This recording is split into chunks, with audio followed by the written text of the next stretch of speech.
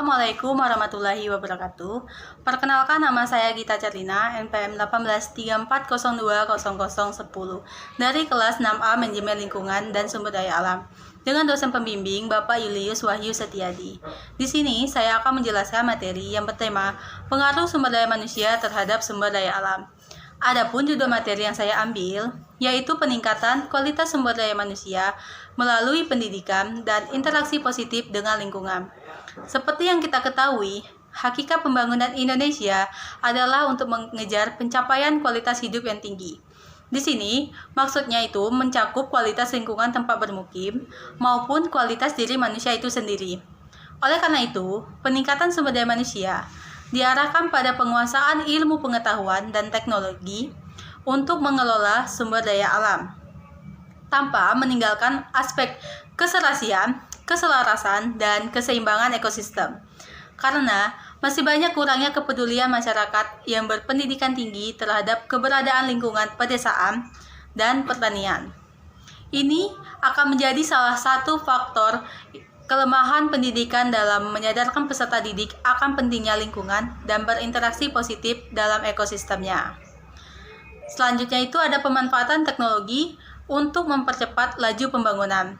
Hal ini merupakan hal yang tidak bisa kita hindari, karena dengan adanya sumber daya manusia yang berkualitas tinggi dalam mengelola sumber daya alam dan memiliki wawasan positif dari ekosistem, akan menjamin keserasian antara teknologi yang diterapkan dalam pembangunan dan lingkungan sebagai ekosistemnya. Yang pertama, ada manusia sebagai komponen lingkungan. Berdasarkan potensinya dalam mengubah lingkungan, manusia itu menganggap dirinya seolah-olah menjadi spesies yang paling dominan dan berkuasa. Padahal kenyataannya tidak demikian.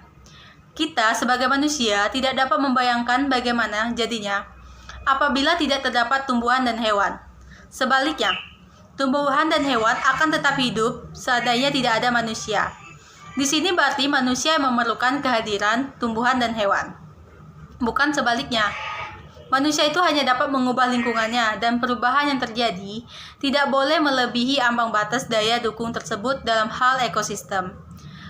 Untuk memperoleh manusia yang memiliki kemampuan demikian, maka setiap manusia haruslah terlebih dahulu menyadari dan belajar tentang keberadaan dan kondisinya dalam lingkungan.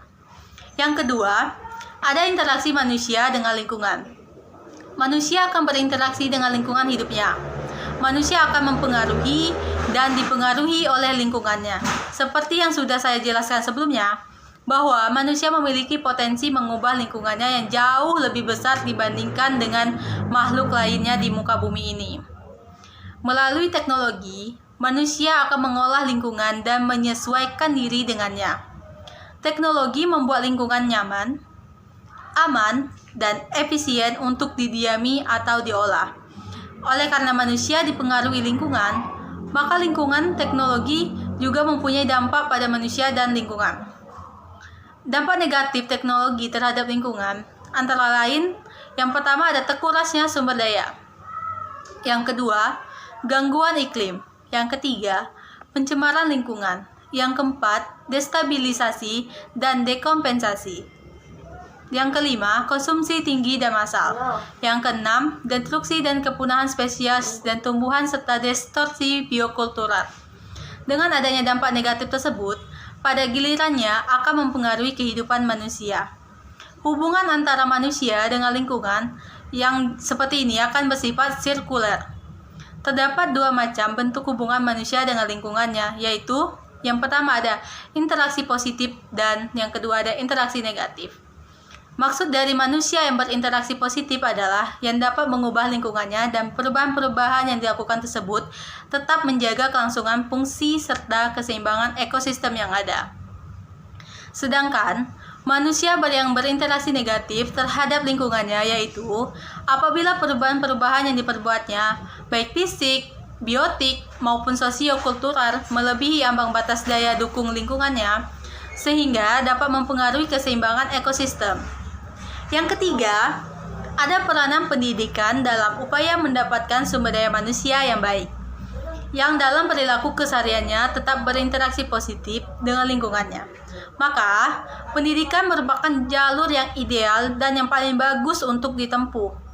Melalui pendidikan akan menghasilkan sumber daya manusia yang selain menguasai ilmu pengetahuan dan teknologi, juga dapat berperilaku positif terhadap lingkungannya.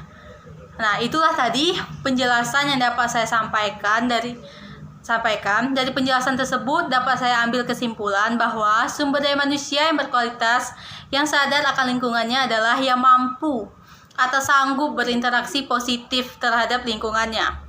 Peningkatan sumber daya manusia diarahkan pada penguasaan ilmu pengetahuan dan teknologi untuk mengolah sumber daya alam tanpa merusak keseimbangan ekosistemnya, dan bahkan mampu melaksanakan usaha-usaha konservasi sumber daya alam tersebut. Oleh karena itu, interaksi yang terjadi antara manusia adalah interaksi yang bersifat positif.